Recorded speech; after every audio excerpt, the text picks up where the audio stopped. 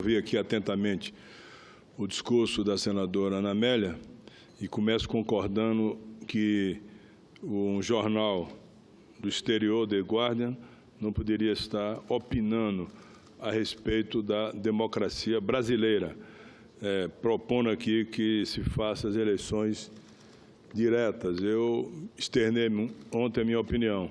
No momento político que nós estamos vivendo, aceito qualquer tipo de eleição, direta ou indireta. Eu não aceito a permanência do Michel Temer mais no Palácio do Planalto, como também Vossa Excelência não aceita, pelos motivos todos que nós já conhecemos, de um ano de graves problemas de ordem moral, comprometimento moral que tem acontecido no Palácio do Planalto e no entorno do Palácio do Planalto.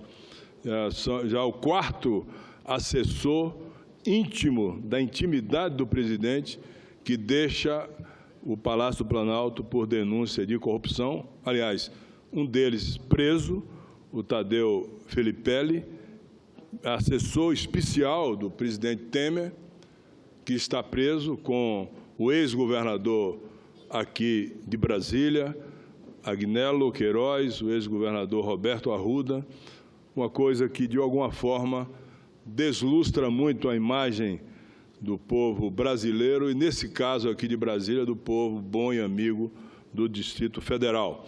Mas outros assessores também, o Rocha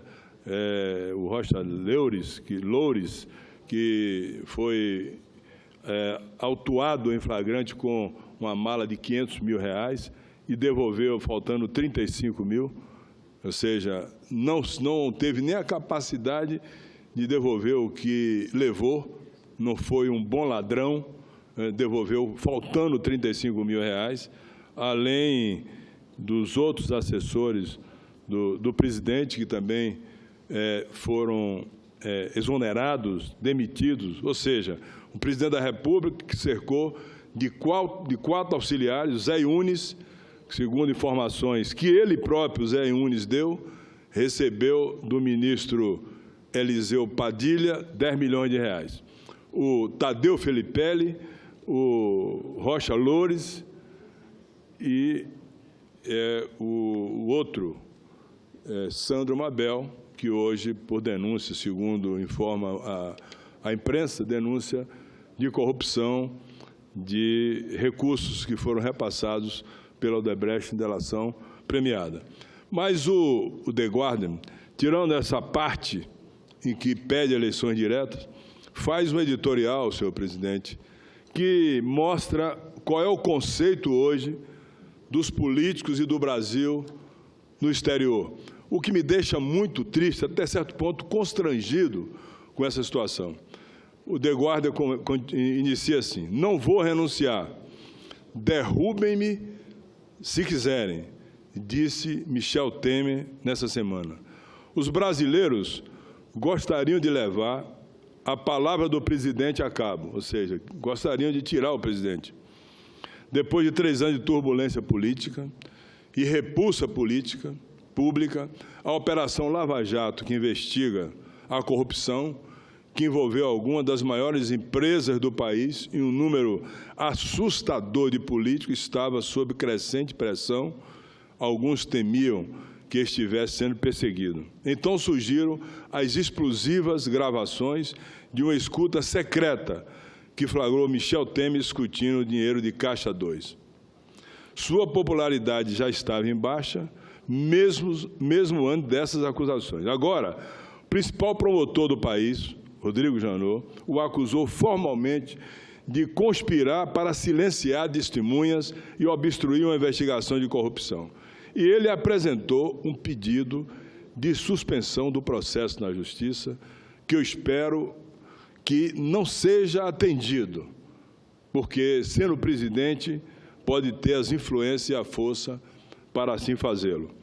Michel Temer nega o erro, insistindo que a gravação foi manipulada e diz que renunciar seria admissão de culpa.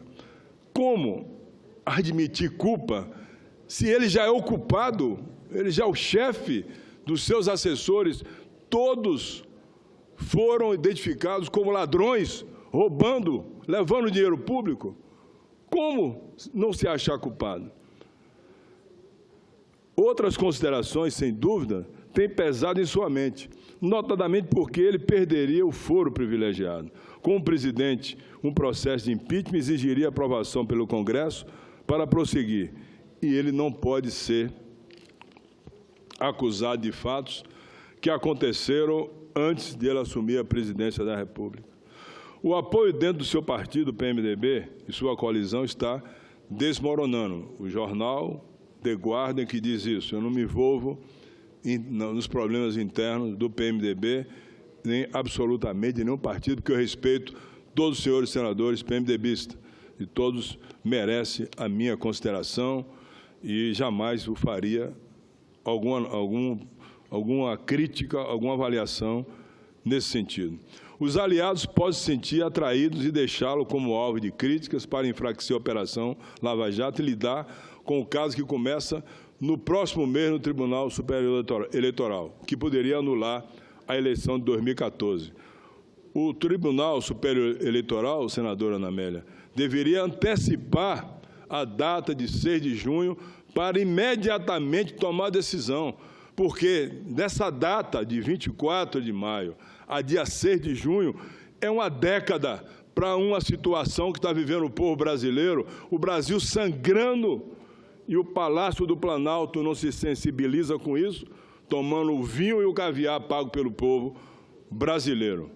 A política brasileira tem sido completamente desacreditada, mas esse colegiado aqui de senadores tem senadoras e senadores que honram o voto popular e tem ficha limpa, a maioria deles aqui, todos eles, algum com um problema ou outro, mas a maioria tem credibilidade. Mas um exemplo ruim pode criar dificuldades para que o jornal diga aqui que todos estão desacreditados e nem todos estão desacreditados pelo povo que representa. As revelações que surgiram desde que Dilma Rousseff foi forçada a sair no ano passado, destacaram a hipocrisia, repetindo, destacaram a hipocrisia daqueles que a derrubaram, e é verdade. Embora Rousseff tenha sido acusada por delitos individualmente e parecia relativamente limpa, a raiva contra ela, que foi alimentada por revelações contra seu partido, o Partido dos Trabalhadores, em março, a fez cair. O principal orquestrador desse impeachment, Eduardo Cunha, foi condenado a 15 anos de prisão, acusado de receber suborno de mais de 1,6 milhão de dólares. A gravação com Michel Temer, que era o vice e foi acusado de ter conspirado contra ele nos últimos estágios do escândalo, supostamente comprova que houve pagamentos de dinheiro a Eduardo Cunha. Não há a menor dúvida disso, que houve pagamento de dinheiro a Eduardo Cunha. Ao denunciar uma figura poderosa de centro-direita, o procurador-geral Rodrigo Janot mostrou que não pode ser intimidado e não deve ser intimidado, e o Ministério Público não pode se intimidar, eu sei que não vai se intimidar, até porque se tem um órgão de que eu tenho a maior admiração e respeito nesse país, chama-se Ministério Público Federal. Meu melhor e maior aliado no meu estado da Bahia, porque é o fiscal da lei, e quando alguém consulta o Ministério Público sobre uma lei, sobre a legislação, sobre edital de licitação, sobre a homologação de edital, ele vai lá e lhe diz qual é o caminho correto quando você tiver dúvida. Portanto, eu digo com toda a convicção que o Ministério Público vai se manter firme. Quando o seu mandato terminar em setembro, no caso do Rodrigo Janot, quem quer que seja o novo deverá concordar com Janot para que Janot, ou quem que vem em seu lugar, possa continuar. E respeitará o resultado de uma lista de promotores públicos, despolitizando, repetindo, despolitizando como deve ser a função. Há muitos parlamentares que têm os seus próprios segredos para esconder, e alguns já se queixam de que a investigação tem sido ruim para a reputação e a economia do Brasil. Não há dúvida, a crise política está economia do Brasil, sepultando a economia do Brasil. Existe o perigo de que eles tentem escapar, persuadindo o presidente a renunciar. Mas o problema é o escândalo, não é o inquérito, e o Brasil fará muito pior se abafar o caso. Se o Congresso Nacional, Senado e Câmara Federal fizer algum ato para conspirar, para abafar esse caso, estará sepultando definitivamente a classe política no Brasil. Aí irão todos, os bons, os culpados, os que não são culpados. Os parlamentares também não deveriam escolher o substituto de Temer. É a opinião do The Guardian, não é a minha opinião. Eu aceito, como disse, a eleição direta ou indireta. O que é preciso é tirar urgentemente o Brasil para que não caia no fosso, que esse fosso seja... Foram eles que escolheram. As pesquisas mostram um desejo esmagador de eleições diretas. Um público já desencantado pode, de outra forma, afundar-se na apatia, ou longo prazo, recorrer a uma figura autoritária de extrema-direita, uma figura autoritária e nojenta de extrema-direita chamada Jair Bolsonaro, que se apresenta como antipolítico e, na verdade, não é antipolítico, até porque já confessou que recebeu caixa 2 das empreiteiras.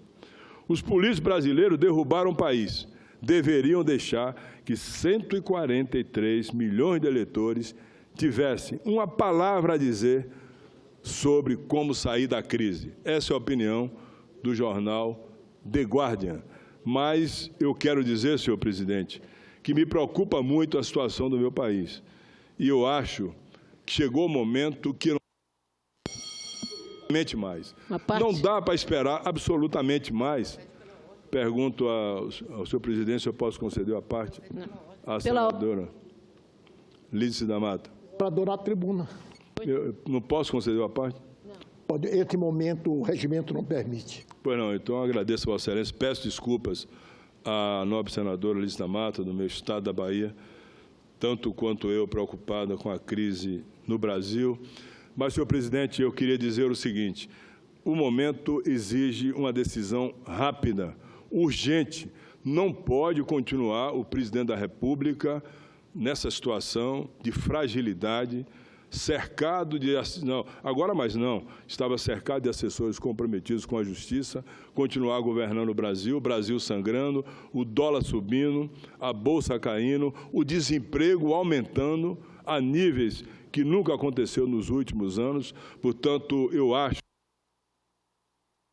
E apelo, inclusive, ao presidente aqui do Senado, que é um grande líder, o senador Eunício Oliveira, o presidente da Câmara, o Rodrigo Maia, para que os líderes dos maiores partidos sentem e encontrem a equação para solucionar, de uma vez por todas, pelo nosso país. O Brasil, senhor presidente, e seu povo são dois entes maravilhosos, tanto a pátria como o povo.